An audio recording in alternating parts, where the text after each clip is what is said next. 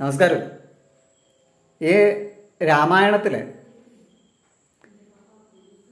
ശ്രീരാമസ്വാമി സാക്ഷാൽ വാത്മീകി മഹർഷിയെ കണ്ടുമുട്ടുന്നൊരു രംഗമുണ്ട്.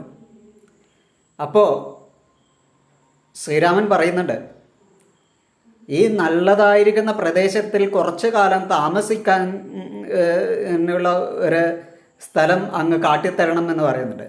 നല്ല സ്ഥലമാണ്, ഇഷ്ടപ്പെട്ട് കുറച്ചു കാലം ഇവിടെ താമസിക്കാമെന്ന് പറയുന്ന സമയത്ത് അതിന് ഒരു നല്ലൊരു സ്ഥലം കാട്ടിത്തരണമെന്ന് വാത്മീകിയോട് ശ്രീരാമസ്വാമി പറയുന്ന സമയത്ത് വാത്മീകി അങ്ങോട്ടേക്ക് പറയുന്ന ഒരു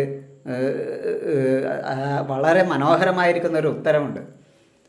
അതായത്, ഈ പ്രപഞ്ചം എല്ലാം നിന്നെ വസിക്കുന്നു, നീ എല്ലാ പ്രപഞ്ചത്തിലും വസിക്കുന്നു.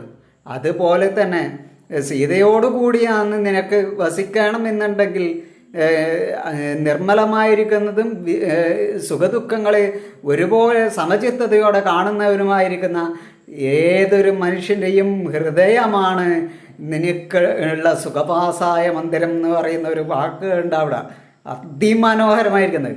അപ്പോൾ ഏതൊരു ഭക്തൻ്റെയും ഹൃദയത്തിലാണ് ഭഗവാൻ കുടികൊള്ളുന്നത് എന്ന് അവിടെ മഹർഷി നമുക്ക് സ്ഥാപിതമായി പറഞ്ഞു തരിക.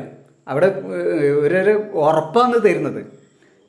അങ്ങനെ എവിടെയാണ് ഭഗവാൻ കുടികൊള്ളുന്നത് എന്നുള്ളതിൻ്റെ യഥാർത്ഥ ഉത്തരം നമുക്ക് ആ ഭാഗങ്ങളിൽ കാണാം.